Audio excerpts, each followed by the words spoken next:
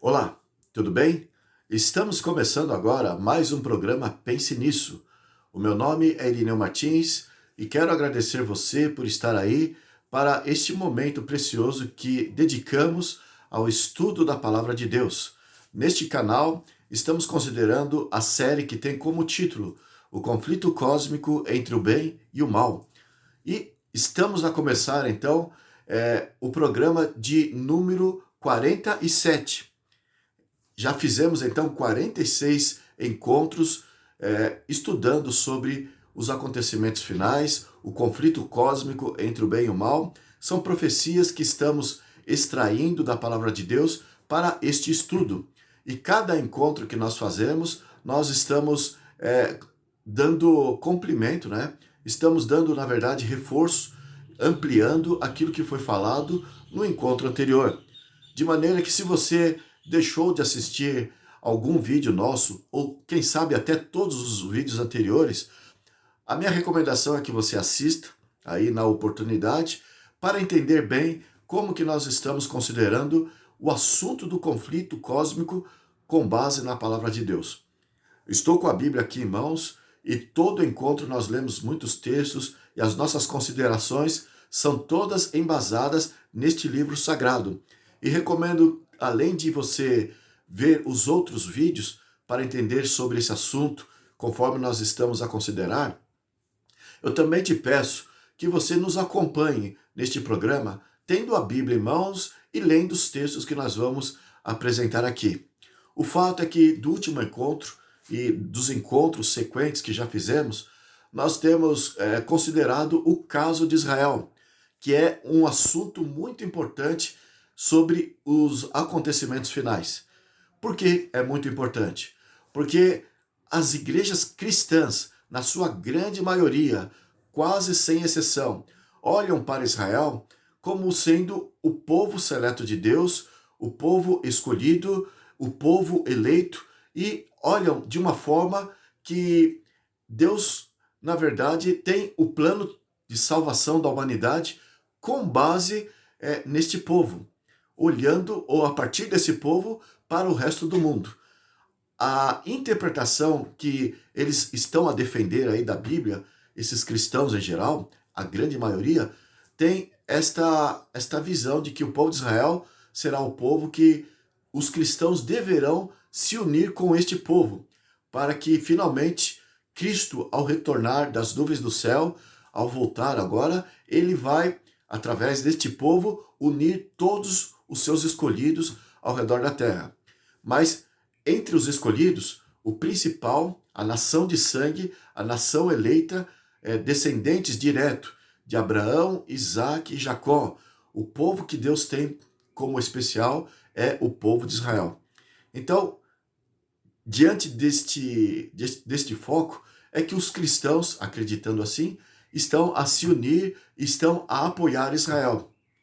Eu já tenho dito nos encontros anteriores que eu não estou falando aqui contra Israel por causa do conflito ali que está a ocorrer no momento presente entre o Hamas, que é um grupo terrorista islâmico, um grupo radical, não é um grupo xiita, é um grupo sunita, mas tem a mesma linha de raciocínio, de extermínio da nação de Israel, assim como os xiitas do Irã, do Hezbollah, que é o grupo terrorista do sul do Líbano, que também está atacando Israel. Então, tanto o Hamas ao sul de Israel, como o Hezbollah ao norte de Israel, no sul do Líbano, então são povos que querem o extermínio da nação de Israel.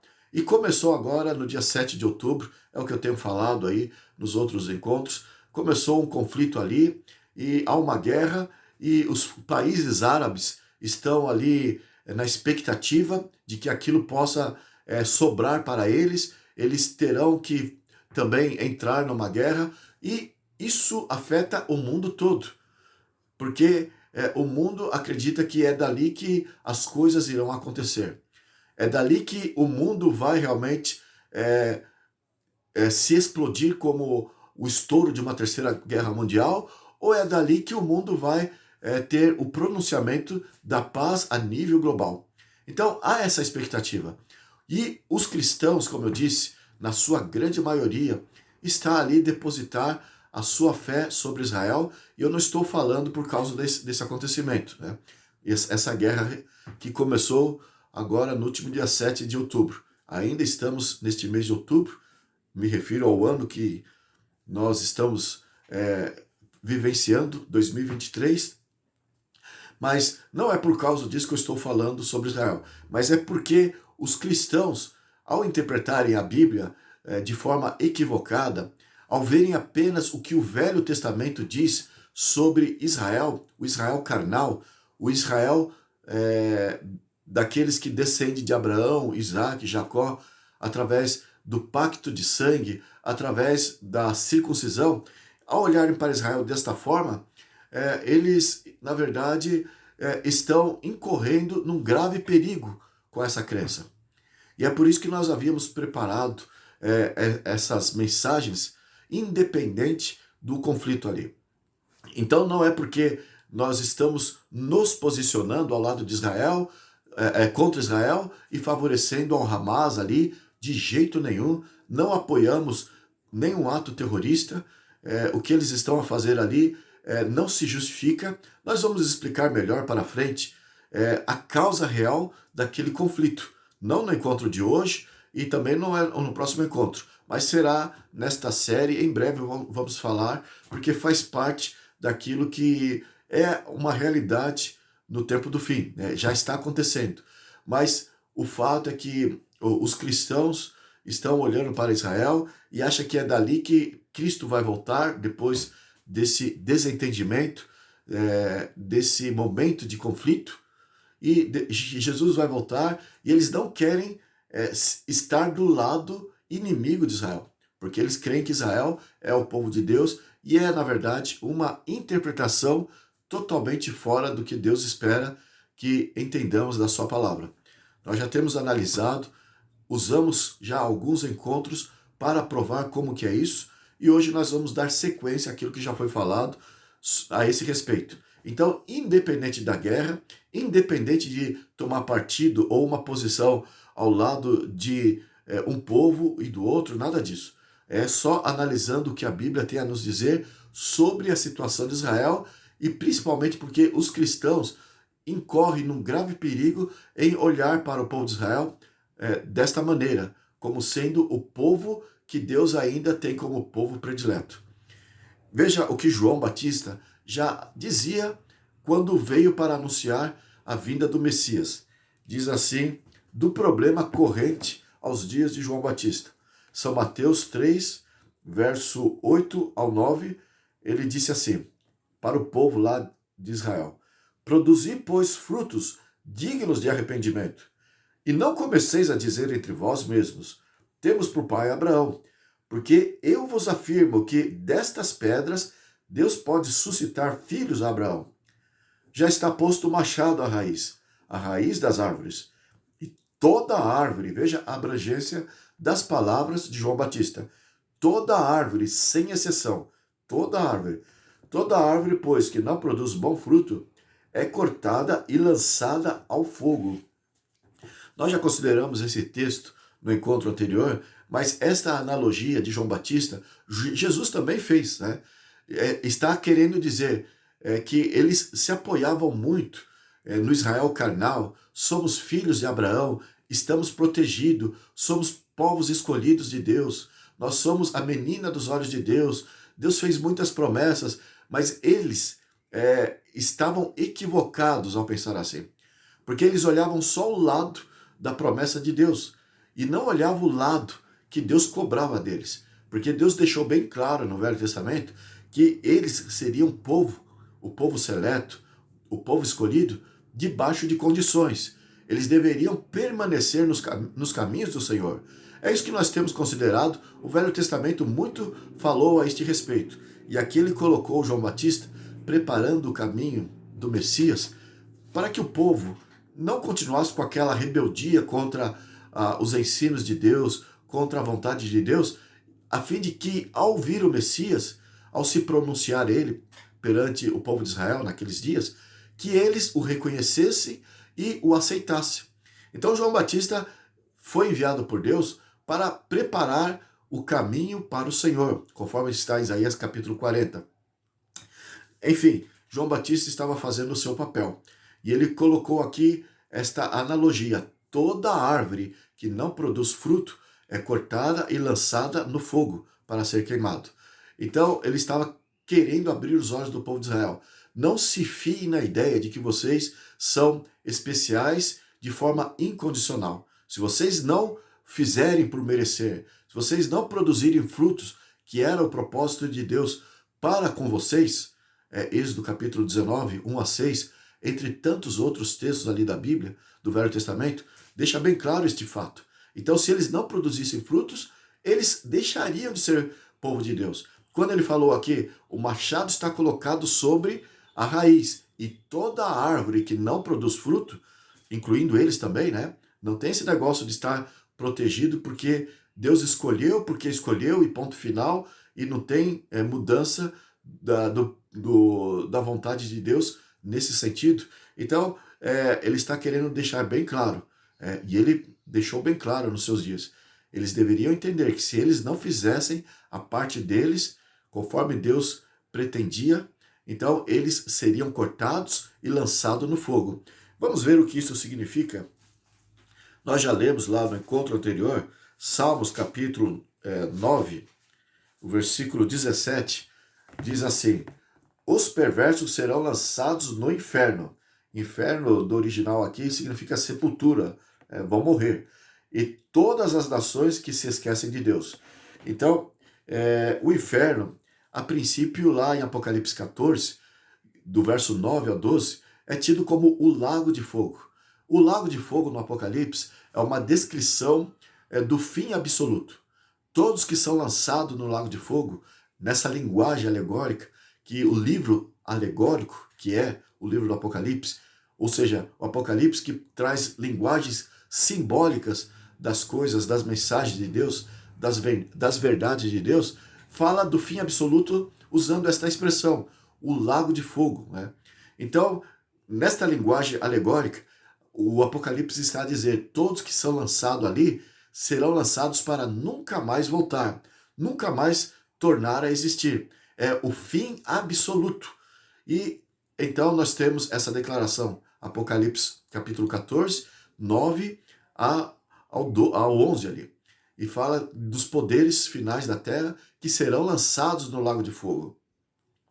São Mateus capítulo 12, verso 30 e 31, Jesus falou daqueles que pecam contra o Espírito Santo. São aqueles que passam a margem de retorno, passam os limites de Deus e não tem mais como retornar. Aqueles que pecam contra o Espírito Santo não quer e nem pode mais voltar aos braços de Deus, porque ela não deseja mais. E ela passou, isso fez com que o seu coração se tornasse petrificado, endurecido a ponto de não ter como mais amolecer. Então é isso que na verdade é o pecado contra o Espírito Santo, e são esses que pecam contra o Espírito Santo, passam a margem de retorno, os que serão lançados no lago de fogo, ou seja, são aqueles que deixarão de existir. É por isso que aqui Salmos, capítulo 9, e o versículo 17 diz, os perversos serão lançados no inferno. Eles vão ser lançados na sepultura. Eles vão morrer. E aqui explica agora a segunda parte do verso 17. E todas as nações que se esquecem de Deus. Assim como João Batista, aqui nós temos a abrangência, né, dizendo que não existe nação especial aos olhos de Deus. Então, do jeito que Deus age com o perverso, Deus também age com uma nação. Deus apela ao perverso e ele apela a uma nação. Deus é longânimo com o perverso e ele é longânimo com uma nação. E Gálatas 6, verso 7 diz, não se engane, Deus não se deixa escarnecer. Aquilo que o homem semear, isso também ele ceifará.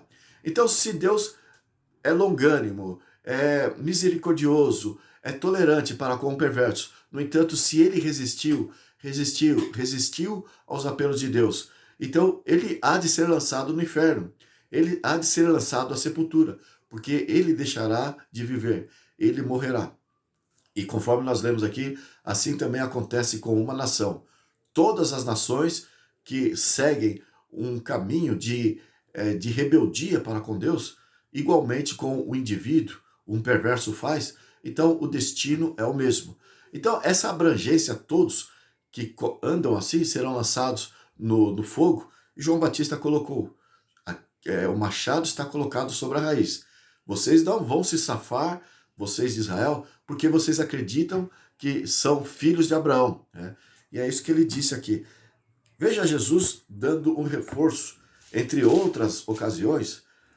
Mateus 7, verso 16 em diante, nós lemos Jesus falando, né? Pelos seus frutos os conhecereis. Colhem-se porventura uvas dos espinheiros ou figos dos abrolhos? É como se Jesus estivesse falando para mim, para você e para todos os cristãos. Ele está chamando a atenção. Olhe para os frutos daquele indivíduo, ou olhe para os frutos daquela nação. E o que tem a ver o assunto dos frutos? Veja que João Batista falou ali, em Mateus capítulo 3, 8 a 10. O machado está colocado à raiz da árvore. Toda árvore que não produz frutos, que é os bons frutos, é cortada e lançada no fogo.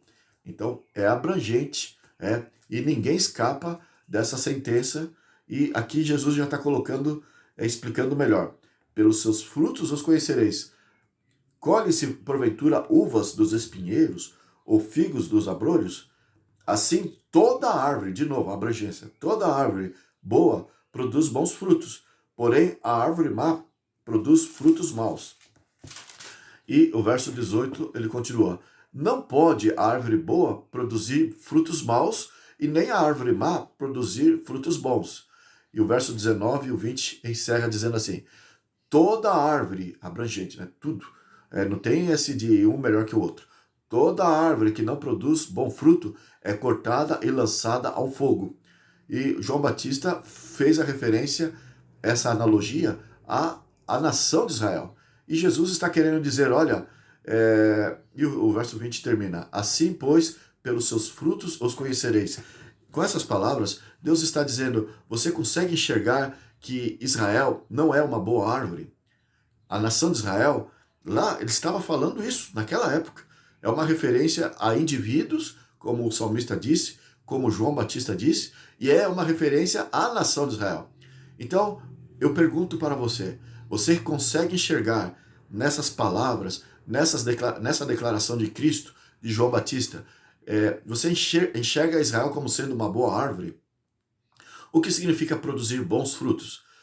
Os primeiros versos do capítulo 7 de Mateus, Jesus ele está dando alguns ensinos. Ele chega a dizer, na sequência, aqui neste mesmo capítulo, ele chega a dizer, todo aquele que ouve as minhas palavras e as coloca em prática, eu vou considerar ao homem sensato que edificou a sua casa sobre a rocha, veio a tempestade e ela continuou em pé. Mas aquele que ouve as minhas palavras e as despreza, então eu considero este ao homem insensato que construiu a sua casa sobre areia, veio a tempestade, a tormenta e derrubou aquela casa. E grande foi a sua ruína. Então, depois de ter falado algumas coisas, ele reforçou o que diz, que é os seus ensinos, que é a sua palavra, que é a sua pessoa como Cristo. Então, isso é produzir bons frutos. É isso que significa, aos olhos de Cristo aqui, nessa consideração, é isso que significa ser realmente uma boa árvore. E aqui, então, ele faz esse apelo final. Pode uma árvore boa produzir maus frutos? Ou uma árvore má produzir bons frutos? E ele encerrou aqui no verso 19. Toda árvore que não produz bom fruto é cortada e lançada ao fogo. Então, aqui ele está dizendo, quem não reconhece as suas palavras, os seus ensinos, a sua pessoa, porque Jesus é o Salvador do mundo, Jesus é a luz do mundo. Enfim, quem não reconhece isso, indivíduo ou nação, é tido então como uma árvore má. Então, o assunto aqui, no seu contexto, se reporta a este fato. E o que acontece com a árvore má? Volto ao verso 19. Mateus, capítulo 7, 19. Toda árvore que não produz bom fruto é cortada e lançada ao fogo. João Batista já estava explicando que essa árvore é o povo de Israel.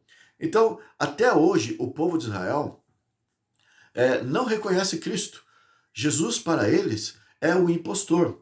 E aqueles que creem em Jesus, eles dizem que estão sendo enganados, estão se iludindo. E com esta filosofia, eles aguardam ainda a vinda do Messias e eles incorrem no grave perigo em estar esperando o verdadeiro impostor e ao ele se manifestar, nós vamos falar sobre esse Messias que os judeus estão preparando para receber em breve. Nós vamos falar sobre esse Messias. Mas Jesus falou aí de um impostor que irá na verdade, fazer uma contrafação da sua segunda vinda. E este é Satanás. Mas isso nós vamos explicar melhor, nós vamos provar aí no encontro adiante. Mas é algo surpreendente. Os judeus negam a Cristo, então está aqui debaixo dessa condenação. Trata-se de uma árvore má. E não pode, sendo má, ao ter, na verdade, pecado contra o Espírito, ao ter rejeitado as suas oportunidades de ser um povo de Deus, conforme nós já temos falado nos encontros anteriores, Deus, ele é um Deus exato, ele é um Deus correto, um Deus justo, e lá em Daniel 9, ele estabeleceu um tempo para que depois do cativeiro, o povo de Israel ainda se identificasse com Deus, ainda se arrependesse, ainda se convertesse e pudesse ser um povo luz na terra, um povo usado por Deus neste mundo. Então, esse tempo que Daniel capítulo 9, dos versos 24 a 27, que Deus estabeleceu depois do cativeiro, foi um tempo muito extenso. Ali diz respeito a um período de 490 anos. É o que nós temos comentado aí nos encontros anteriores e falaremos mais até principalmente na próxima série, quando falarmos sobre o plano da redenção através do santuário celestial. No entanto, existe tempo fixado por Deus, pré-fixado, e Deus deixou um período muito, muito extenso de perdão, de longanimidade, está ali na linguagem de 70 semanas, que significa 490 dias, que sendo profecia equivale a 490 anos. Então é um período muito extenso, depois do cativeiro babilônico. Deus deu esse período para eles se emendassem com Deus, mas eles foram cada vez mais rebeldes, cada vez mais endurecidos, até que pecaram contra o Espírito. E quando fala de árvore má, é no sentido de ter pecado contra o Espírito. E é nesse sentido que não tem mais como produzir bom fruto. A árvore, ela é o que é. Então, pode uma árvore má produzir bom fruto? Israel é tido aqui na classificação como árvore má, no sentido de ter pecado contra o Espírito. E é por isso que João Batista falou, fazendo os últimos apelos, dentro daquele período de tempo para o povo de Israel, João Batista fez os últimos apelos. Não fiquem, raça de víboras, se escorando na ideia de que vocês são filhos de Abraão, porque eu vos digo que Deus, se ele desejar, ele pode suscitar dessas pedras filho a Abraão. E o machado está colocado sobre a raiz. Se vocês não se emendarem, se vocês não se arrependerem, se converterem, então toda a árvore que não produz frutos, bons frutos, é cortada e lançada fora. Então, na verdade, são essas as verdades que a palavra de Deus nos diz para deixar claro para nós que Israel não é mais o povo de Deus. E ele falou, pelos frutos conhecereis. Eu pergunto a você, você está reconhecendo isso? Você vê os frutos de Israel como sendo bons frutos? Sendo que Israel rejeita a palavra de Cristo, não está edificando a sua casa sobre a rocha, está desdenhando do próprio Cristo ainda nos dias de hoje. Os líderes de Israel fazem questão de dizer que Jesus é um canalha, eles fazem questão de dizer que o Jesus é um impostor, chamam ele de maldito, o ser fadista. Depois você pesquise ali no Google sobre o ser fadista. Nós falaremos posteriormente sobre esse grupo líderes de Israel, os mais ricos, os mais destacados, enfim, os que lideram o povo de Israel, e assim, na sua maioria, eles ainda aguardam a vinda de um Messias que eles, na verdade, e há de substituir esse Messias, há de acolher este Messias no lugar de Cristo. Mas haverá também as consequências dessa escolha. Mas, veja, era para Israel ser uma luz no mundo. O mundo todo se tornaria um Éden se assim fosse, se eles tivessem aceito. Ezequiel, capítulo 36, verso 35, 36, entre tantos outros textos, nós já comentamos alguma coisa aí nos encontros anteriores. Então, o mundo, diz o Velho Testamento, se tornaria um ambiente agradável, se tornaria como um paraíso, mas isso através de um processo, seria gradativo essa transformação, mas o povo de Israel deveria aceitar o Messias.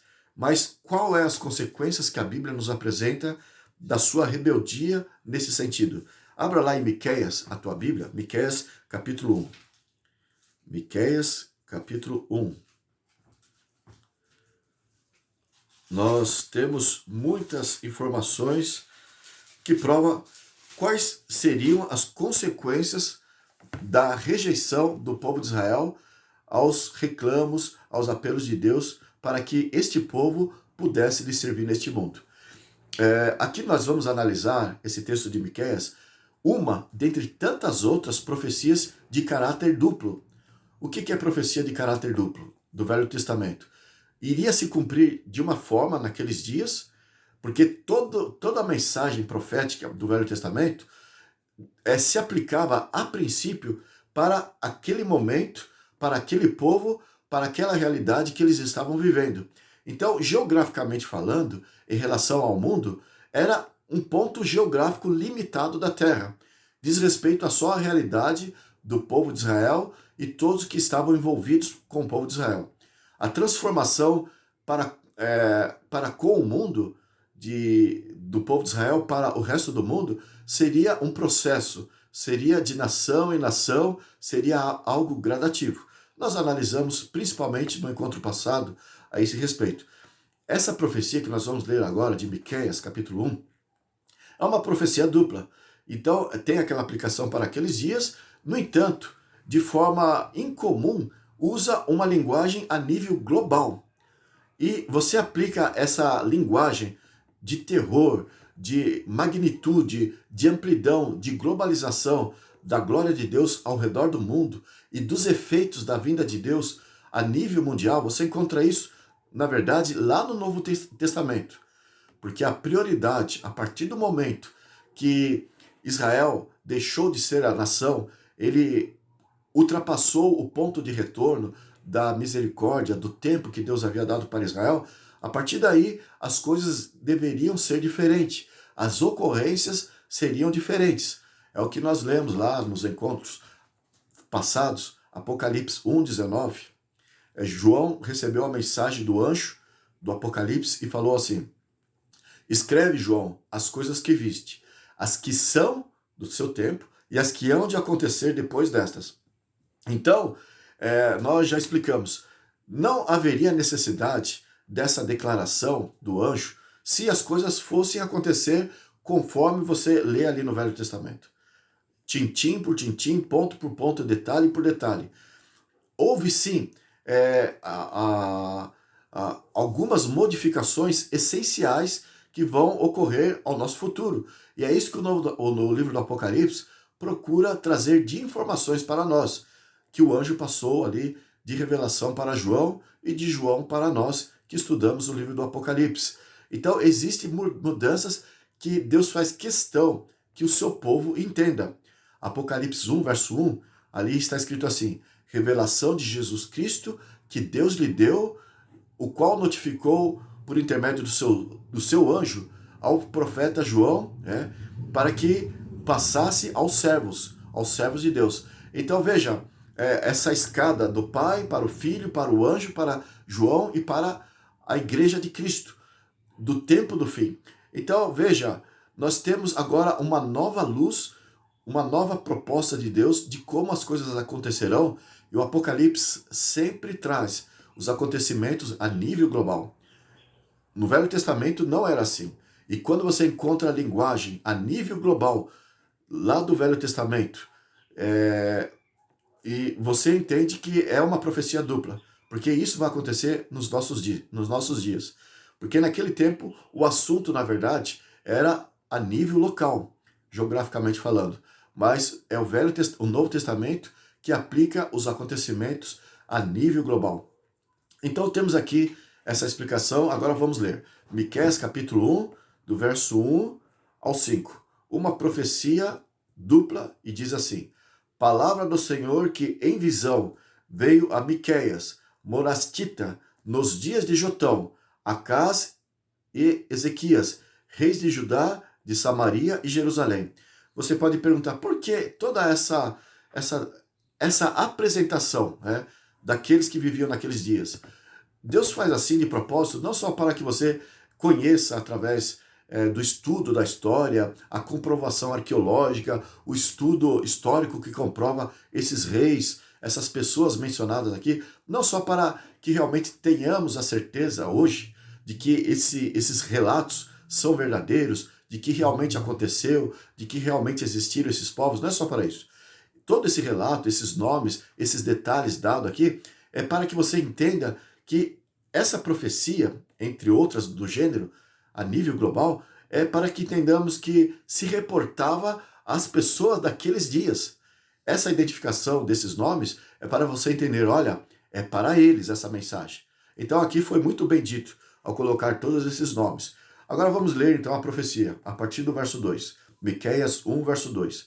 Ouvi todos os povos, prestai atenção, ó terra e tudo o que ela contém. Veja, saiu ali de Jerusalém, da família ali de Judá, que foi dito ali dos dias daqueles reis, e agora falou para o mundo todo, profecia dupla. O Apocalipse, então, é esclarecido através de profecias duplas. Você entende melhor o Apocalipse quando você lê o Velho Testamento, mas a base é o Novo Testamento. O Velho Testamento é só um reforço, é um esclarecimento, é uma evidenciação do que foi falado no Novo Testamento. Então veja assim: ouvi todos os povos, prestai atenção, ó terra, e tudo que ela contém, e seja o Senhor Deus testemunha contra vós outros, o Senhor desde o seu santo templo lá no céu, porque eis que o Senhor sai do seu lugar lá do céu e desce, é a vinda do Senhor, e anda sobre os altos da terra. A propósito, sobre a vinda do Senhor e essa maneira estrondosa de mostrar aqui, né, para impressionar, porque realmente será algo que não há palavras para descrever de tão impressionante que será o retorno de Jesus. Aqui nessa vinda que o Novo Testamento defende, trata-se não só da vinda de Jesus, mas trata-se também da vinda do Pai. Em São Mateus capítulo 25, verso 31, entre outros textos, fala que Jesus virá com todos os anjos que irão acompanhar ele na sua segunda vinda. Então só isso, preenchendo no céu, cada espaço do céu com a presença dos anjos em todo o globo, já será algo magnificente, grande magnificência, né? Algo esplendoroso, algo realmente glorioso, só os anjos. No entanto, Cristo Jesus virá e ele virá ao lado do seu Pai, porque o Pai também virá. A presença do Espírito Santo, evidentemente, que é a terceira pessoa da Trindade, se fará sentir de uma forma especial neste magnânimo acontecimento, que é a volta de Jesus. Com respeito ao assunto do Pai junto com Cristo, vindo nas nuvens do céu, você encontra isso lá em São Mateus capítulo 26, verso 64, Jesus disse para Caifás: vocês verão o Filho do Homem à destra do Todo-Poderoso vindo nas nuvens do céu. Então, Cristo Jesus e o Pai, né? E ele virá ao lado do Pai, junto com os anjos, e assim será uma cena que não há como descrever, evidentemente. Lá em Apocalipse capítulo 6, verso 16, 17, nessa cena que descreve ali da vinda de Jesus, ali diz que os ímpios vão ficar aterrorizados, vendo todo aquele espetáculo no céu, anjos por todos os lados, Cristo voltando, e eles vão pedir aos rochedos que caiam sobre eles. Tamanho é o medo que eles sentirão diante dessa magnífica presença dos anjos, de Cristo e do Pai também. E então eles pedirão para que os rochedos caiam sobre eles, e eles querem se esconder da face daquele que se assenta no trono e da ira do Cordeiro. Então também ali se revela o Pai que está vindo junto com o Cordeiro, que é Cristo Jesus. Mas ali na segunda vinda, ele não virá como Cordeiro. Ele é descrito como Cordeiro, mas tem a sua ira. Então, as pessoas se enganam que ele vem só para salvar, só para trazer o paraíso. Ele virá para pelejar contra aqueles que prevaricaram contra Deus. Mas é um parênteses do que eu dei aqui, né? Do capítulo 1, verso 3. Vamos ler de novo o verso 3 de Miqueias. Porque eis que o Senhor sai do seu lugar e desce e anda sobre os altos da terra. E olha só o que acontece, o verso 4. Os montes debaixo dele se derretem, e os vales se fendem. São como a cera diante do fogo, como as águas que se precipitam no abismo. Então, aqui usou uma linguagem que é dupla. Nunca isso iria acontecer lá nos tempos da mensagem que ela foi aplicada a princípio. Mas ela tem a sua aplicação para o nosso futuro. É uma mensagem para eles, para que eles se preparassem para receber o Messias, e a história seria toda outra se assim eles fizessem. Não seria com essa magnitude de demonstração de poder, de glória e de efeitos sobre a natureza. Nós já explicamos isso no encontro anterior. Seria diferente, mas o Apocalipse, sim, defende esse transtorno em toda a natureza. Então o assunto aqui de Miqueias é para nós, é para os nossos dias. Tudo isso acontecerá, diz o verso 5. Tudo isto por causa da transgressão de Jacó e dos pecados da casa de Israel. Ou seja, por que Jesus há de voltar para destruir tudo? Nós vimos aqui que os montes vão tremer, vão se desmoronar, vão ruir, as ilhas vão fugir, toda a terra estará convulsionada. Eu apresentei no encontro passado alguns textos que falam desse transtorno em toda a natureza por intermédio da volta de Jesus. Enfim, por que tudo isso vai acontecer agora, nos nossos dias? Aqui nós acabamos de ler Deus dizendo o motivo de Deus vir para destruir a terra, destruir nesse sentido, né? A terra não deixará de existir, ela será renovada depois. No entanto, todo esse sistema atual será destruído, será eliminado. Verso 5, então vamos ler. Tudo isto por causa da transgressão de Jacó e dos pecados da casa de Israel. Então, qual é a transgressão de Jacó? Não é Samaria? E quais os altos de Judá? Não é Jerusalém? Em outras palavras, o apóstolo Pedro tem um texto aqui, lá na sua epístola, o apóstolo Pedro diz que o julgamento de Deus começa pela casa de Deus. E por que Deus procede assim? Porque Deus, ele é justo. E quanto mais ele dá, mais ele cobra. Lá em Atos capítulo 17, você encontra o verso ali, dos 27 ao 30, entre esses versos, ali o apóstolo Paulo, ou Pedro ali, disse que Deus não leva em conta os tempos de ignorância. Então, Deus, ele é mais longânimo, ele é perdoador, ele é justo com aquele que não conhece, aquele que não sabe. Mas aquele que sabe, Deus, ele há de cobrar. Então, Deus não cobra nada que ele não deu, mas se ele deu, ele cobra. E o povo de Israel é o povo que mais recebeu a luz. Os primeiros oráculos da parte do céu que o homem recebeu foi Israel que teve esse privilégio de receber.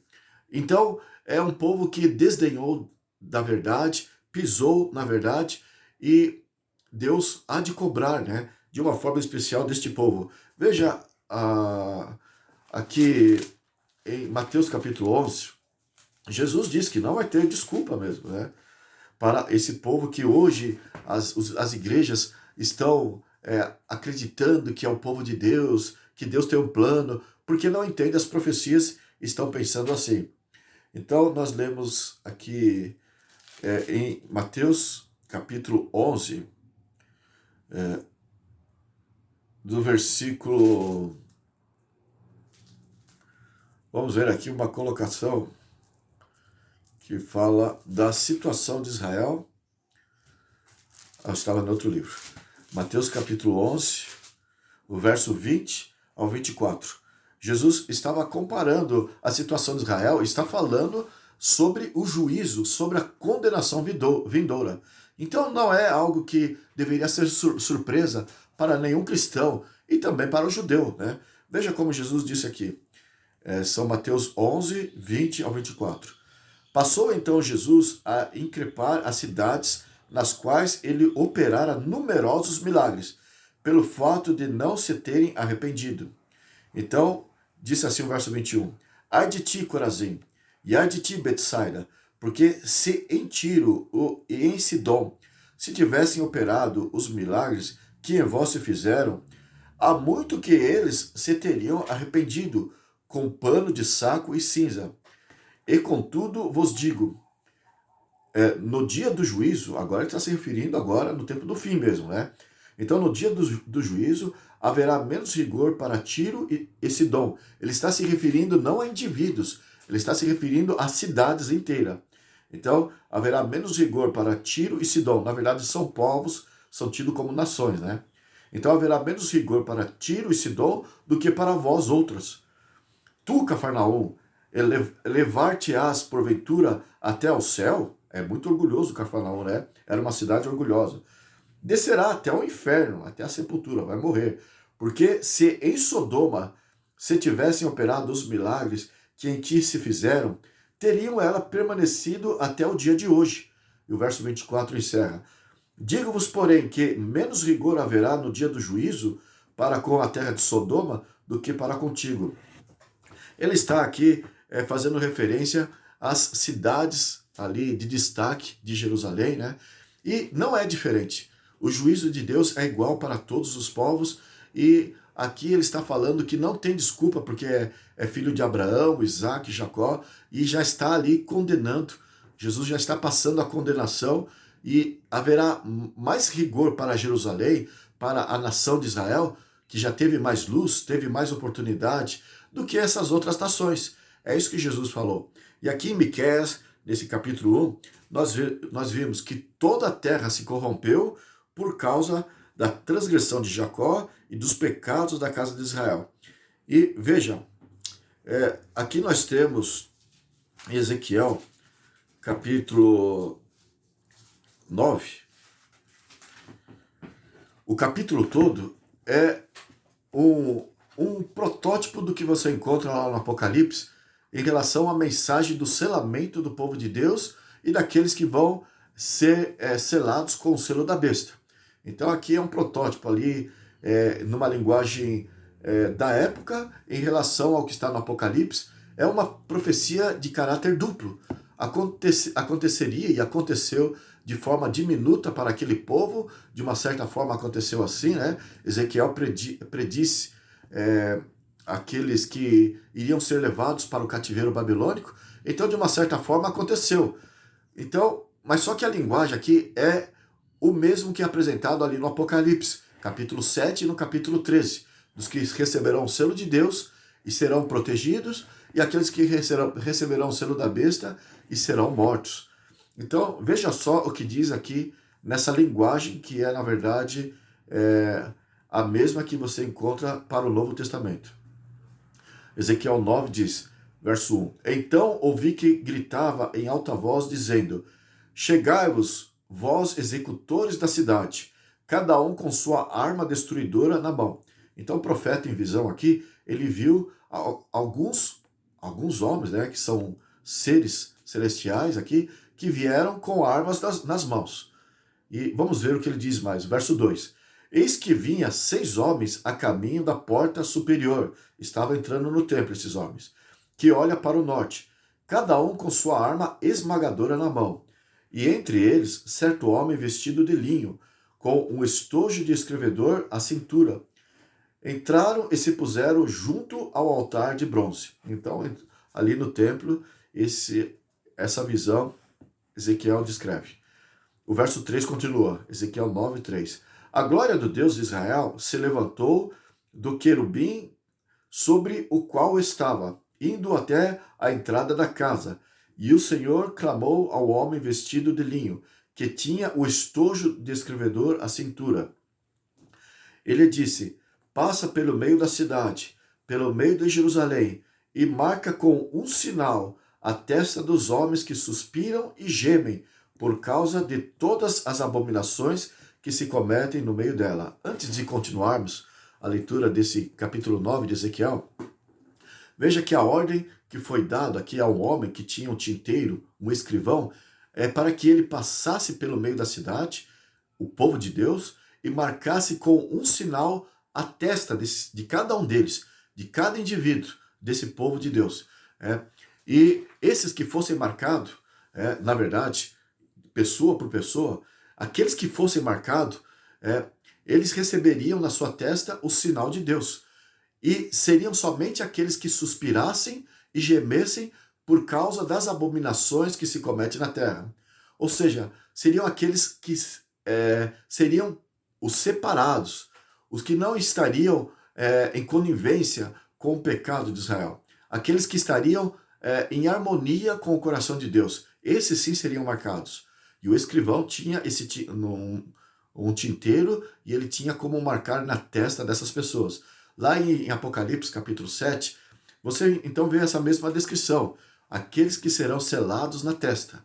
E o que é esse sinal? O que é esse selo? Nós já explicamos e já provamos em encontros anteriores. O povo de Israel sempre teve, a Bíblia sempre defendeu o sinal, o selo de Deus para o seu povo, é a guarda de todos os mandamentos de Deus, que é tido como sendo as 10 palavras. E, em especial, o quarto mandamento, que é uma identificação especial do decálogo, que faz com que a pessoa que o observa esteja realmente de acordo com o coração de Deus.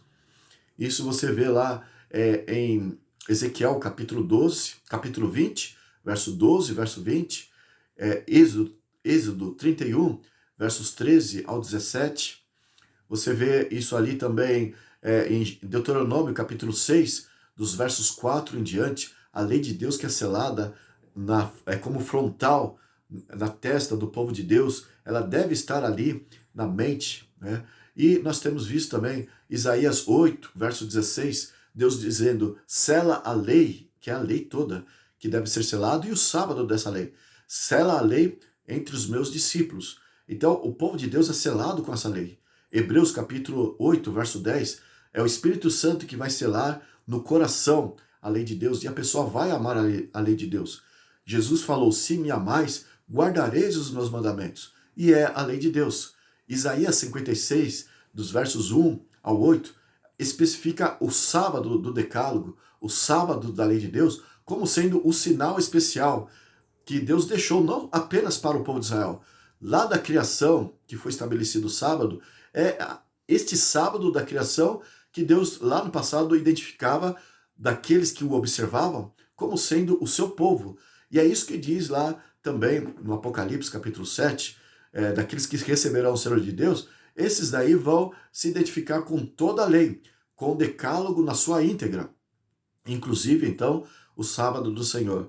E é isso que está falando. Passa pelo meio da cidade, no meio deste povo que conhece a verdade, e sela, coloca um sinal no coração dessas pessoas, desses fiéis de Deus.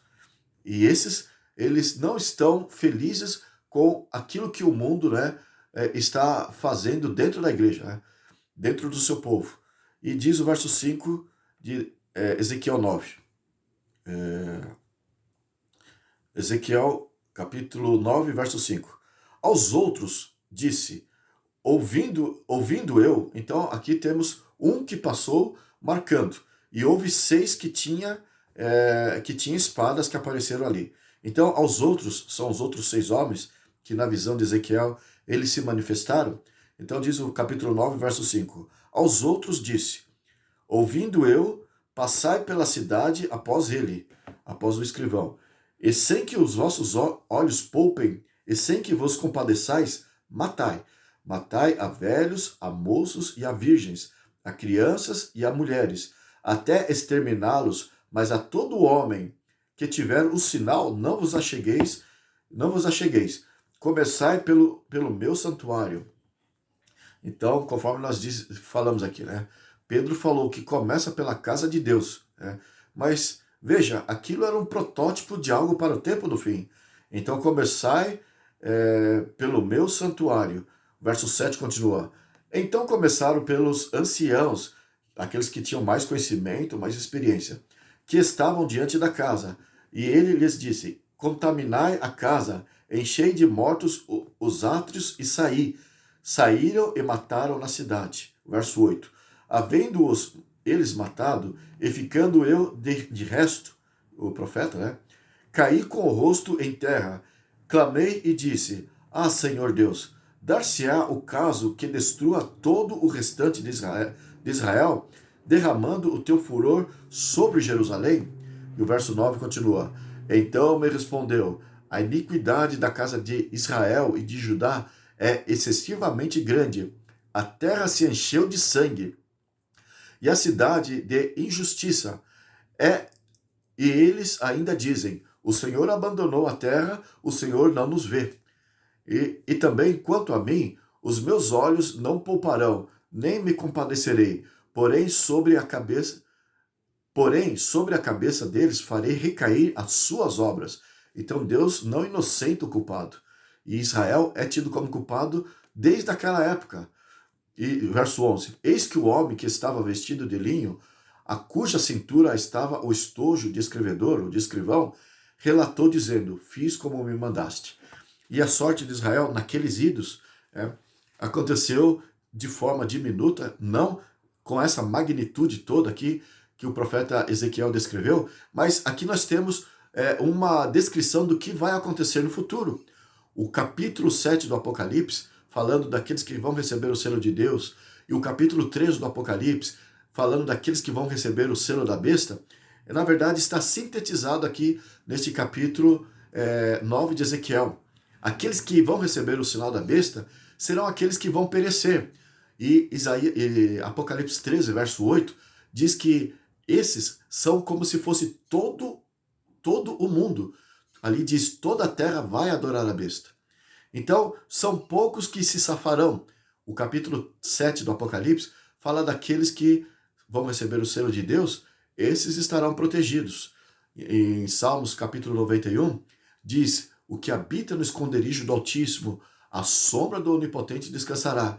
E quando as pragas do tempo do fim, descrita no Apocalipse capítulo 16, estiverem recaindo sobre os ímpios da terra, aqueles que estão em harmonia com a besta, adorando a besta, e é toda a terra que estará nessa situação de tragédia.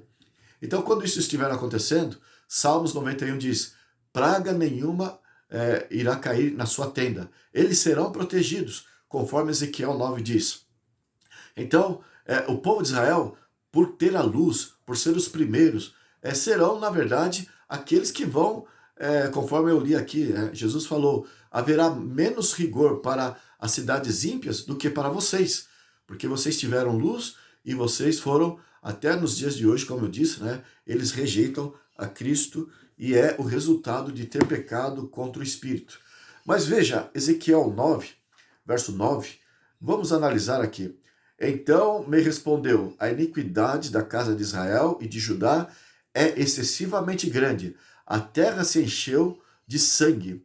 Então, aqui na primeira aplicação, conforme eu disse, tem uma colocação, tem uma aplicação para aqueles dias, para aquela terra específica de Israel. Mas trazendo para o futuro, conforme o capítulo 7, o capítulo 13 do Apocalipse nos revelam, a nível global, então essa terra se encheu de corrupção, significa as consequências de Israel de ter pecado contra o Espírito. As consequências para o mundo serão será a matança de todos os povos. Todos vão morrer, porque toda a terra chegou a esse nível de corrupção. Vamos ver o que diz lá em Isaías capítulo 24. Isaías capítulo 24. Nós lemos assim, dos versos 1 ao 6. Eis que o Senhor vai devastar e despojar a terra, vai transtornar a sua superfície e lhe dispersar os moradores. Então veja, aqui está falando para o tempo ali do profeta, do tempo de Samaria, as cidades de Israel, as 10 tribos do norte, e a mensagem de Isaías também fala para as 2 tribos do sul, para o povo de Deus, as 12 tribos em geral. Se reporta as mensagens de Isaías, a princípio, para aqueles idos. Depois fala do Messias também, mas para preparar o mundo, o povo de Israel, toda essa mensagem do Velho Testamento, era para preparar o povo de Israel para receber o Messias. Mas aqui está dizendo das consequências da rebeldia, né? E diz assim, eis que o Senhor, Isaías 24, eis que o Senhor vai devastar e desolar a terra, vai transtornar a sua superfície e lhe dispersar os moradores. Então você percebe que é uma profecia de caráter duplo. Teria uma aplicação limitada para aquele tempo, mas se usa para entender o que o Apocalipse está a dizer. O verso 2 continua, o que suceder ao povo, sucederá ao sacerdote, ao servo como ao seu senhor, à serva como à sua dona, ao comprador como ao vendedor, ao que empresta como ao que toma emprestado, ao credor como ao devedor. A terra será de todo devastada. Veja, é a magnitude da devastação que aqui está sendo falado, mencionado. A terra será de todo devastada e totalmente saqueada, porque o Senhor é quem proferiu esta palavra. A terra pranteia e se murcha, o mundo enfraquece e se murcha. Enlanguecem os mais altos do povo da terra. Na verdade, a terra está contaminada por causa dos seus moradores. Veja uma referência de Apocalipse 13, quando fala que toda a terra vai adorar a Deus. Então está falando no sentido global. O verso 5 de novo, Isaías 24, 5. 24, 4. A terra pranteia e se murcha, o mundo enfraquece e se murcha, enlanguecem os mais altos do povo da terra. Na verdade, a terra está contaminada por causa dos seus moradores, porquanto transgridem as leis e violam os estatutos e quebram a aliança eterna. Uma referência, evidentemente, aos 10 mandamentos, que é apontado como a lei eterna de Deus. Existem as leis que eram transitórias e deixaram de existir, e as leis eternas e os 10 mandamentos é tido assim no Velho Testamento também. O verso 6 diz assim, por isso a maldição consome a terra, porque eles transgridem a lei, todos os moradores da terra, e os que habitam nela se tornam culpados, por isso serão queimados os moradores da terra, e poucos homens restarão. Esses poucos homens que restarão significa aqueles que estarão debaixo da proteção do guarda-chuva de Deus, conforme eu mencionei aqui, dos selados, e é mencionado em Salmos 91. Praga nenhuma chegará à sua tenda. Esses estarão debaixo da proteção do Altíssimo. O capítulo 34 de Isaías também fala alguma coisa. Diz do verso 1 ao verso 4. Chegai-vos, nações, para ouvir. Vós, povos, escutai. Aqui é uma profecia de caráter duplo também. Tinha uma aplicação local, mas tem um esclarecimento do que o Novo Testamento está a dizer. Então, chegai-vos, nações, para ouvir, e vós, povos, escutai. Ouça a terra e a sua plenitude, o mundo e tudo quanto produz.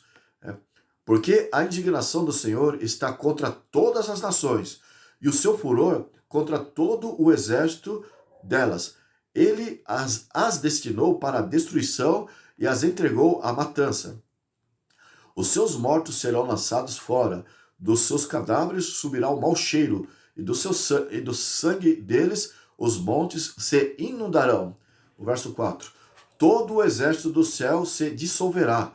Só porque Israel, naquela época, se desobedecesse a Deus, iria acontecer isso, né? Então, aquela aplicação de Isaías era para aquele acontecimento final, mas não deveria suceder desta maneira. Mas o Novo Testamento diz, vai acontecer sim dessa maneira. Então, se o Novo Testamento diz que agora vai acontecer assim, essas mensagens é para esclarecer, para elucidar aquilo que o Novo Testamento diz. O verso 4. Todo o exército dos céus se dissolverá, e os céus se enrolarão como um pergaminho. Onde você encontra isso? Apocalipse 6, 14 a 17, quando fala da segunda vinda de Jesus, mas agora para a nossa condição. Então, todo o céu se enrolarão como um pergaminho. e todo o seu exército cairá, como cai a folha da vide e a folha da figueira.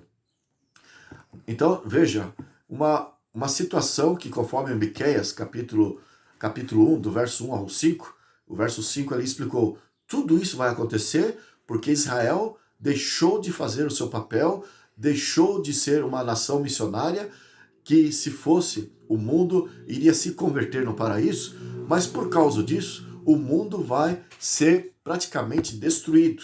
E conforme eu expliquei ali no encontro anterior, e aqui nós já mencionamos também, poucos sobrarão.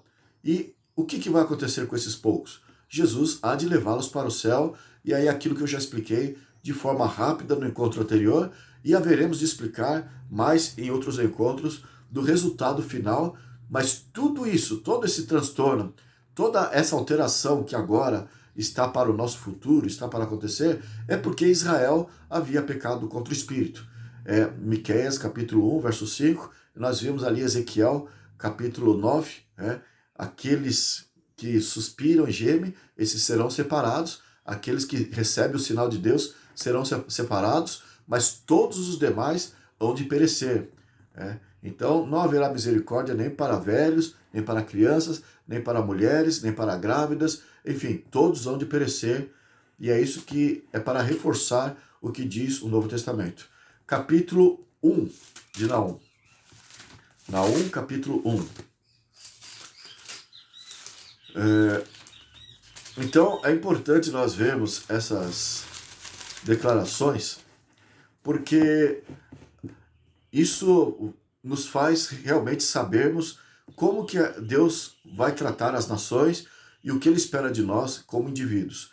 O capítulo 1, do verso 1 ao 6, nós lemos Naum 1 ao 6. Sentença contra Nínive, livro da visão de Naum, o Eucosita. Então, veja que a mensagem também, aqui como das outras do Velho Testamento, era localizada, e aqui foi bem claro que era contra Nínive. O verso 2 então diz, o Senhor é Deus zeloso e vingador, o Senhor é vingador e cheio de ira. O Senhor toma vingança contra os seus adversários e reserva indignação para os seus inimigos. Tudo bem, aqui nós vimos, ainda pode até se reportar para aqueles ídolos, para o templo lá de Naum. Mas o verso 3 continua. O Senhor é tardio em irar-se, mas grande em poder e jamais inocente o culpado. É significativa essa frase. Deus, ele é tardio, ele é longânimo, mas ele não inocenta o culpado. Significa que, apesar de ser amor, Deus também é justo. E é por isso que a nação de Israel, por ter insistido em pecar contra Deus, deixou de ser a nação, e é por isso que agora Deus há de condenar essa nação. E diz o verso 3 ainda, o Senhor tem o seu caminho na tormenta, e na tempestade as nuvens são o pó dos seus pés. Veja, estava falando para Nínive, e agora começou a falar das consequências do seu juízo. Então, é uma explicação que você vai aplicar do que diz lá no Novo Testamento. O verso 4 diz, ele repreende o mar e o faz secar, e mingua todos os rios, desfalecem Bazã e o Carmelo, regiões frutíferas, regiões ali da Palestina, onde há muita vegetação, é rico em agricultura. E a flor do Líbano se murcha, então seca tudo. Os montes tremem perante ele, e os outeiros se derretem, e a terra se levanta diante dele. Sim, o mundo e todos os que nele habitam. Claro, é uma profecia dupla. Tem uma linguagem para aqueles dias, mas agora, na providência de Deus, é para lançar luz no plano B, que é agora numa nova situação, a nossa situação que está diante de nós. O verso 6 conclui, Naum 1, verso 6. Quem pode suportar a sua indignação? E quem subsistirá diante do furor da sua ira? A sua cólera se derrama como fogo, e as rochas são por ele demolidas. Você encontra isso lá em Apocalipse, capítulo 6, verso 16 e verso 17. Então, você lê o Apocalipse e deseja uma luz maior, uma explicação mais ampla do que está ali, aí você recorre a esses textos, porque a profecia dupla do Velho Testamento é para ajudar a elucidar as profecias do Novo. Mas veja, tudo isso por causa da situação da dureza de coração do povo de Israel, por ter fechado as portas para Deus, para que Deus não usasse como uma nação luz no mundo. Veja o que Jesus falou em relação a todo esse acontecimento de destruição, esse acontecimento explosivo, de terror da sua segunda vinda. Veja o que Jesus falou, o que acontecerá. Enfim, o povo de Israel era para ser a luz do mundo, no entanto, ao não ser, olha o que Jesus determinou então.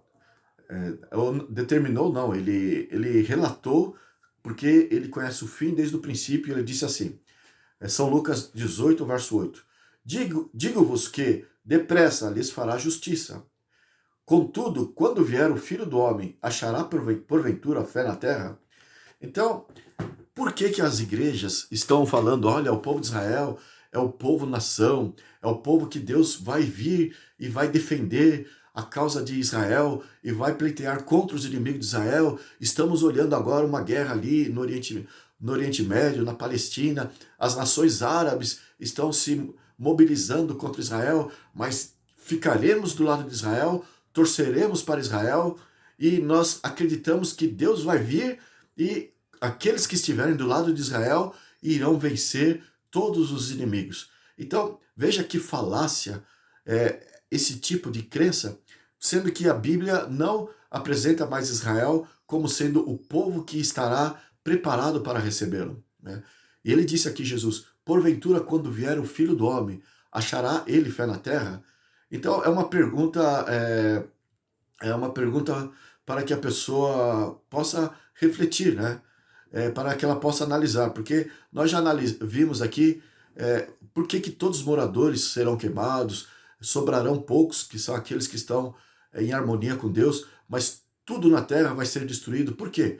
Porque essa é a resposta da pergunta que Jesus fez aqui, né? Então, é uma pergunta para meditar nessa realidade. Mateus capítulo 24, verso 12, nós lemos também a situação que descreve esta realidade.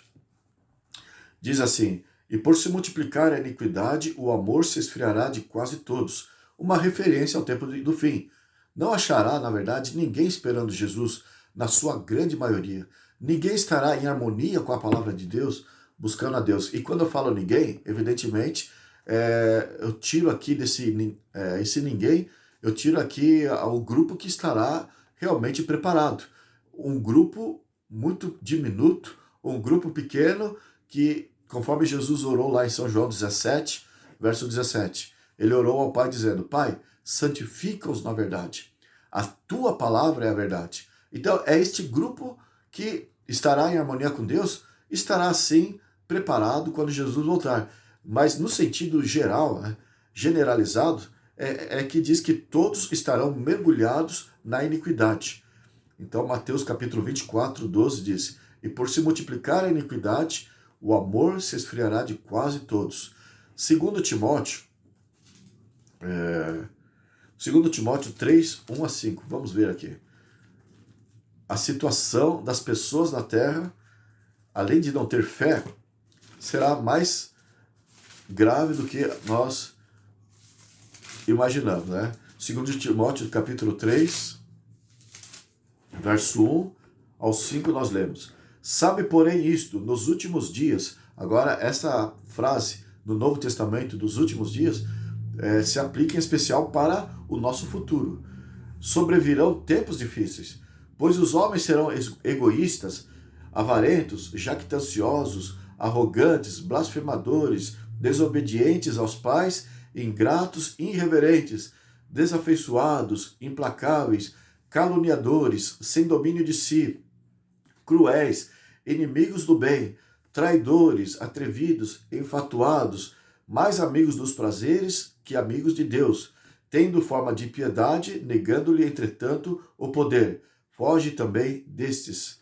Então, veja, aqui está falando de uma situação totalmente caótica da terra, em questão de moralidade, em questão de nobreza, em questão de virtudes, de qualidade, porque as pessoas se encontrarão numa forma deplorável, né? Totalmente contrário àquilo que Deus estabeleceu desde o princípio, quando ele colocou o homem na terra e disse: façamos o homem à nossa imagem, conforme a nossa semelhança.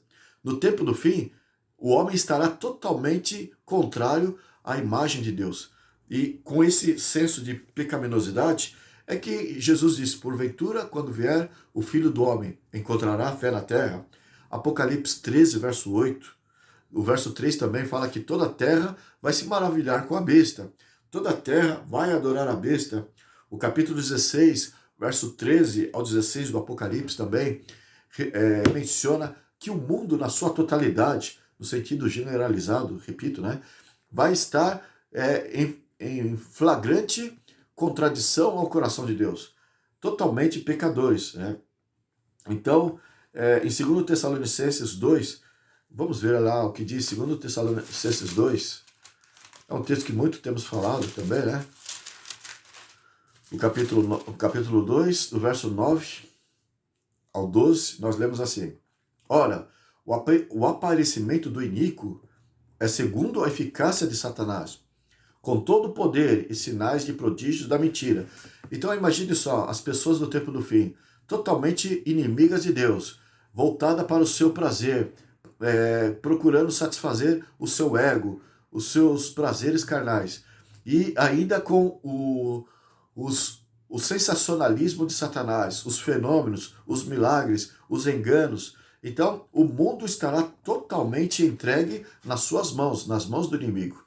Então, segundo Tessalonicenses 2, 9 a 12, nós lemos: ora, o aparecimento do iníquo é segundo a eficácia de Satanás, com todo o poder e sinais e prodígios da mentira, e com todo o engano de injustiça aos que perecem, porque não acolheram o amor da verdade para serem salvos.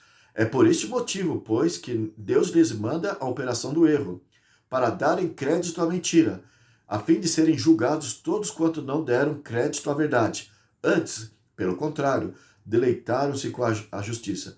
Então não amaram mais a Deus, não aceitaram mais a causa de Deus. No tempo do fim, o homem estará amadurecido, quando Jesus voltar, né? Amadurecido nos caminhos de Satanás. É por isso que vai haver o selamento de Apocalipse 13. Né? E é por isso que lá em Ezequiel capítulo 9, que é um protótipo do que diz o Apocalipse sobre o tempo do fim, ali diz: olha, agora matem a todos, porque todos estarão no tempo do fim sob esta condição de pecaminosidade.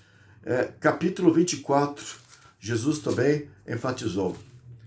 Mateus capítulo 24. Dos versos 37 ao 39. Nós lemos assim, Jesus falando: pois assim como foi nos dias de Noé, também será a vinda do Filho do Homem. Porquanto assim como nos dias anteriores ao dilúvio, comiam e bebiam, casavam e davam-se em casamento, até ao dia em que Noé entrou na arca, e não perceberam, senão quando veio o dilúvio e os levou a todos. Veja, está falando de todos, que nem no tempo de Noé. Sobrou ali só 8 pessoas, né? Assim também será na vinda do Filho do Homem. Então, veja, como será por que lá no Velho Testamento Deus fala de destruição em massa, né? Tanto da natureza como dos homens? Por causa que o Novo Testamento esclarece: o mundo irá realmente de mal a pior. Isso depois que o povo de Israel se fechou para Deus e foi negligente, né, na sua evangelização. São Lucas capítulo 17, nós temos a mesma mensagem, mas só que ele fala um pouco mais. Ele acrescenta ali em Mateus, Jesus falou do tempo do fim, comparando como nos dias de Noé.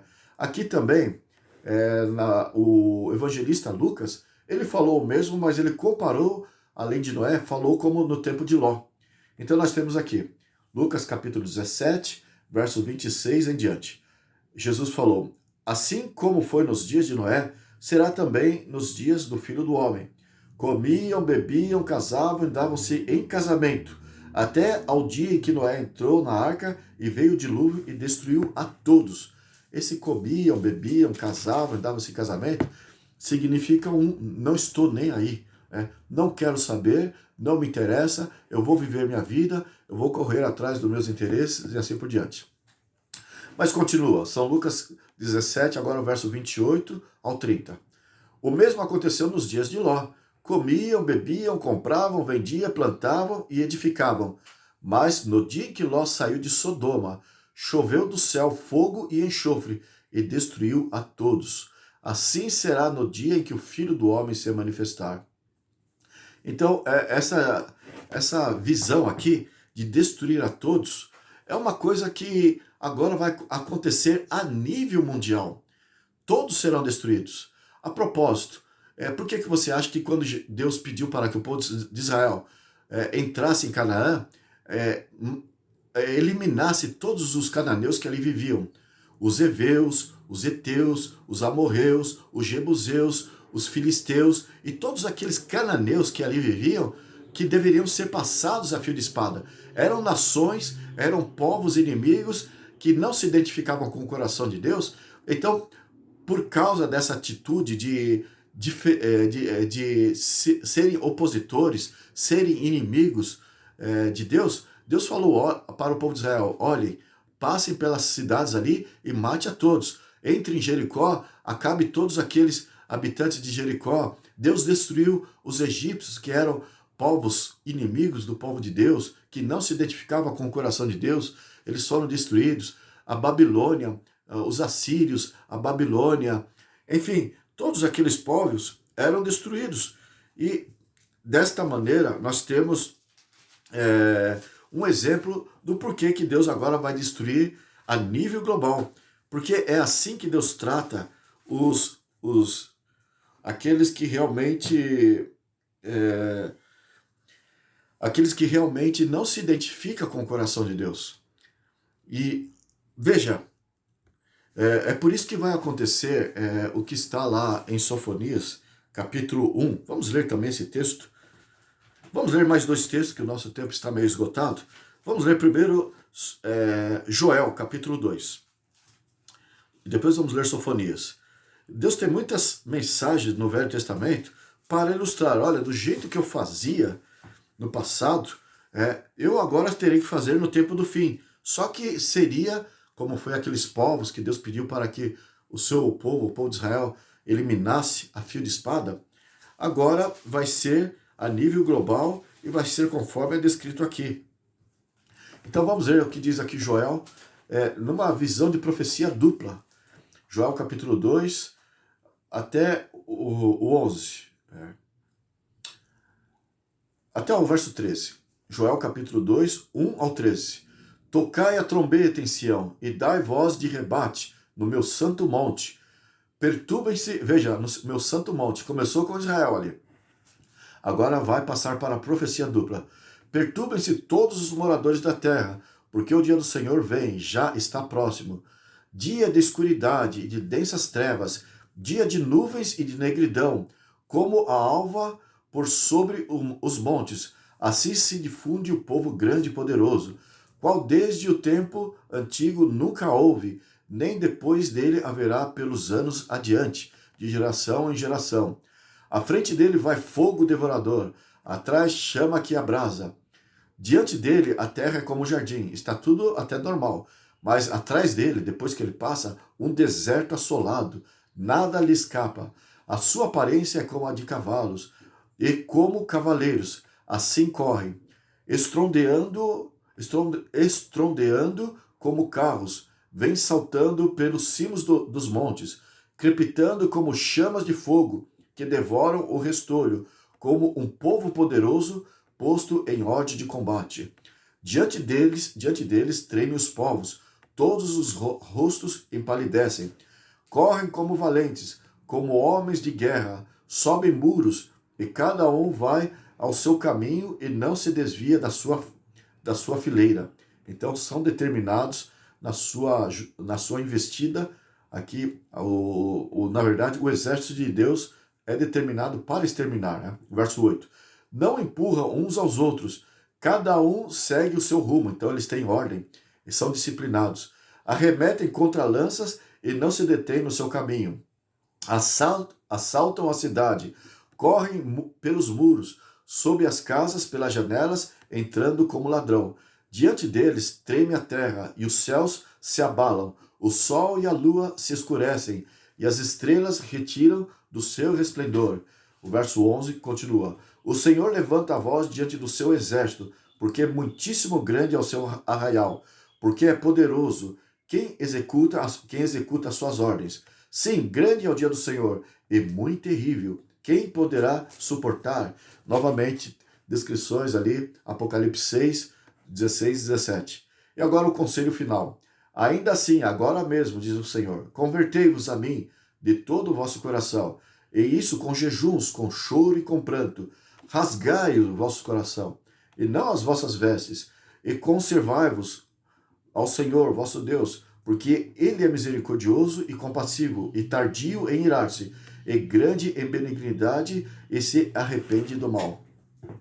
Então nós temos aqui esta colocação de Joel, que na verdade o que Deus fala para nós nessas profecias é para descrever para nós os fatos, e é para nos informar isso, não para necessariamente nos deixar com medo, mas para que possamos refletir nos caminhos que nós estamos escolhendo hoje, para que possamos meditar nas nossas escolhas, porque ainda há tempo de misericórdia. Tudo isso que Deus nos revela, que está no Velho e no Novo Testamento, é para nos acordar, a fim de nos salvar, para que possamos nos arrepender e nos converter. Então, Deus é longânimo e não deseja que nenhum dos seus filhos pereça. Mas as pessoas brincam, acham que Deus é só amor, esquece que há a ira do Cordeiro, que esse Deus que ama também, ele vai cobrar. E vamos ver Sofonias, capítulo 1. Sofonias, capítulo 1, do verso 1 ao 6, diz assim: Palavra do Senhor que veio a Sofonias, filho de Cusi, filho de Gedalias, filho de Amarias, filho de Ezequias, nos dias de Josias, filho de Amon, rei de Judá. Então, como eu já disse, toda essa apresentação aqui, um dos motivos dela existir nessas mensagens desses profetas, é para que nós, agora, do tempo do fim, que temos o Apocalipse em mãos, possamos entender que, a princípio, as profecias do Velho Testamento se reportavam àqueles idos, para aquela realidade desses nomes mencionados aqui. Então é por isso que dá essa sequência de nomes, além de fazer com que nós creiamos que, de fato, isso aconteceu, de que realmente há uma história verdadeira. O verso 2, então, diz, Sofonias 1, verso 2, De fato, consumirei todas as coisas sobre a face da terra, diz o Senhor.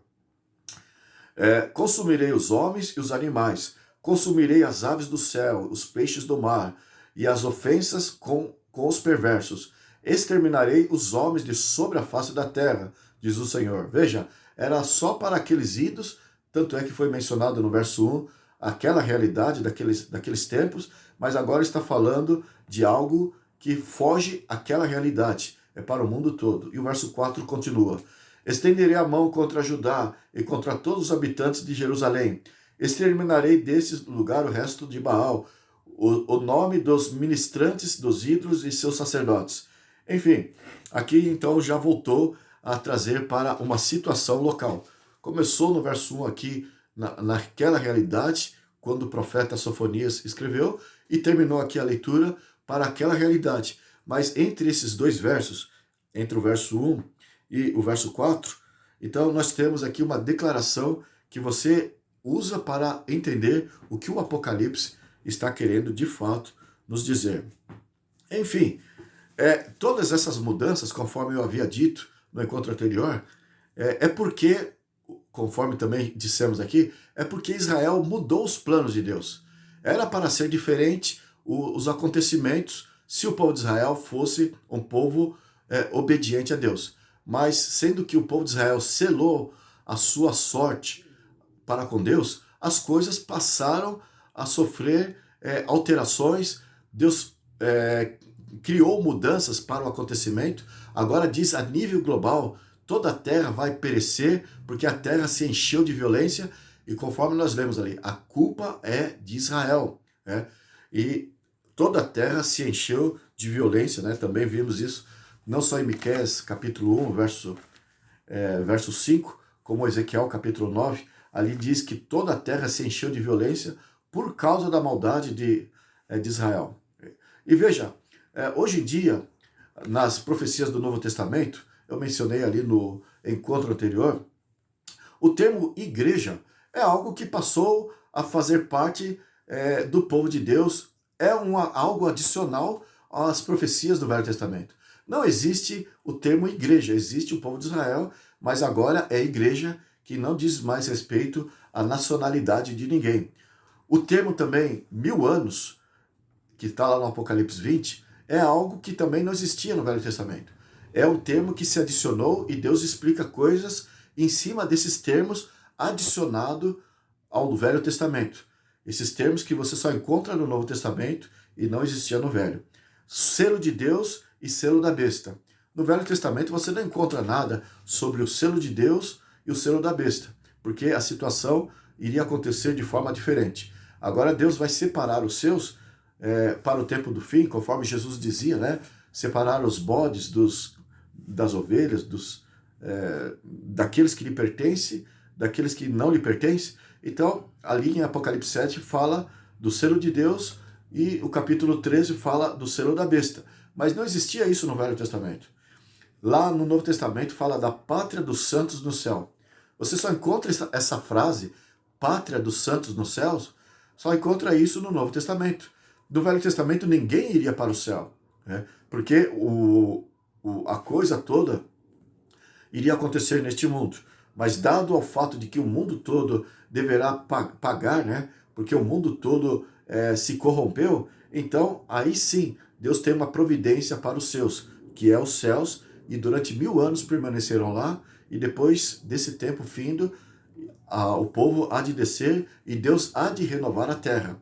Nós vamos explicar isso melhor nos próximos encontros. O arrebatamento dos santos na volta de Jesus. Fala da volta de Jesus, né, ali no Velho Testamento, né? Já analisamos isso no encontro anterior. Mas não fala de arrebatamento. Não fala deles serem levados para o céu. Fala deles serem trazidos de todas as partes do mundo para se encontrar com o Messias ali em Jerusalém, aonde ele estivesse reinando. Mas o assunto de ser arrebatado para os céus, isso é uma situação adicional ao Velho Testamento, porque houve uma transformação nas ocorrências do cumprimento da profecia. Enfim, muitos ficam se apegando às profecias do Velho Testamento, principalmente líderes, pastores, ministros da igreja, oportunistas ou, no mínimo, desinformados, e vivem pregando para a sua igreja, para os fiéis lá do púlpito, que agora nós, ao aceitarmos a Cristo, nós estaremos debaixo das bênçãos de Deus e seremos prósperos, iremos enriquecer, iremos crescer, iremos ter saúde e assim por diante. E aí pegam muitos dos textos do Velho Testamento, entre os tais, aquele de Deuteronômio, capítulo 28, dos versos 1 ao 14, ali fala das bênçãos daqueles que fossem povo de Deus, né? E ali fala que, dentre as bênçãos, o povo de Deus, obediente, seria a cabeça e não seria a cauda, iria emprestar e não tomar emprestado. Então, os que pregam hoje a doutrina da prosperidade se agarram a essas promessas que Deus tinha para o seu povo, debaixo daquela condição naquele tempo. Era a mensagem de Deus, porque Deus queria fazer com que o povo de Israel fosse um povo próspero, para que as outras nações desejassem também ser beneficiadas. E como que isso iria acontecer? Ao também se subordinarem a Cristo Jesus, conforme Israel estaria subordinado. Então eles iriam querer imitar Israel, porque seria assim que iria funcionar. Assim só haveria bênçãos, só haveria prosperidade para Israel. No entanto, sendo que Israel pecou contra o Espírito, qual é a mensagem de Deus no Novo Testamento agora sobre a mudança das condições, das ocorrências, dos acontecimentos finais? Sendo que nós não vamos mais herdar este mundo, nós vamos herdar a nova terra, que a nossa pátria está nos céus, conforme o apóstolo Paulo falou, sendo que agora nossas coisas não são deste mundo, Jesus falou, os mansos herdarão a terra, se reportando à terra renovada desde o céu e de repente a pátria celestial. Então, os mansos herdarão a terra. Em outras palavras, não esta terra não significa este mundo, mas sim aquele que Deus há de dar para aqueles que o aguardarem. Então, a nova terra é essa terra que os mansos hão de herdar.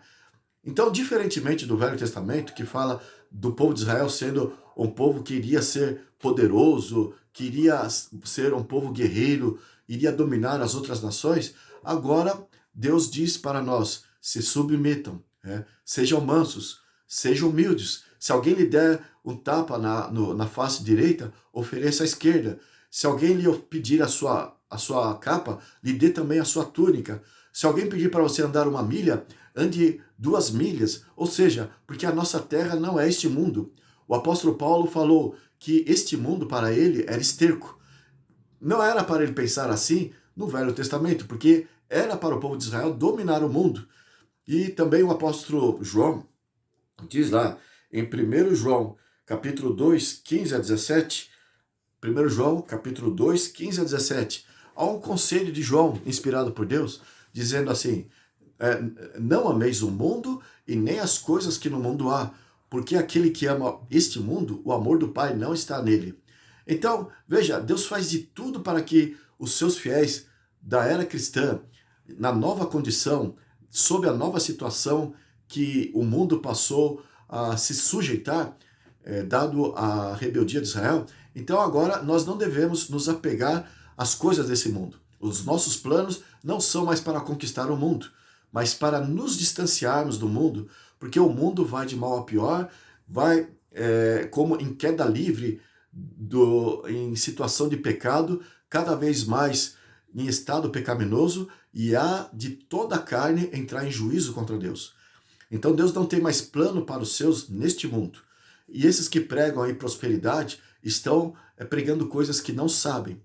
O povo de Israel deve ser mais humilde, como Jesus colocou, o Filho do Homem não tem onde reclinar a cabeça. Não estou dizendo que é pecado ter riquezas, só estou dizendo que temos que seguir o exemplo de Cristo, do apóstolo Paulo, dos discípulos, não de se apegar às coisas do mundo, porque a nossa pátria está nos céus. E volto a dizer, Paulo, ele dizia que esse mundo, para ele, era como se fosse esterco. E é por isso, então, que houve essas mudanças, houve essas transformações, porque o povo de Israel, conforme Miqueias disse, Ezequiel capítulo 9 falou, e outros textos também que eu não li, mas deixa bem claro, tudo isso é por culpa de Israel. E o mundo todo será desolado, e o povo de Deus tem que se preparar para a nova terra. Não se fixar nesse mundo, não buscar prosperidade, riqueza e ficar focando nessas coisas que, conforme Salomão disse, tudo é vaidade, tudo há de perecer e deixar de ser. Bem, o nosso tempo está esgotado. A partir do próximo encontro, nós vamos falar mais sobre os acontecimentos finais. Talvez nós vamos dar uma pausa sobre esse assunto do povo de Israel, mas nós pretendemos voltar a falar porque tem tudo a ver com o ajuntamento dos povos para que realmente haja o sinal da besta ali a partir de Israel também, para o resto do mundo. Então, teremos que voltar a falar sobre isso e vamos começar a direcionar o nosso assunto para o desenvolvimento, para que esse sinal seja aceito perante o mundo todo, o sinal da besta. Por ora, eu espero ter esclarecido a você sobre esse assunto da situação de Israel aos olhos de Deus. Eu peço que você pense nisso e fique conosco e até o próximo encontro.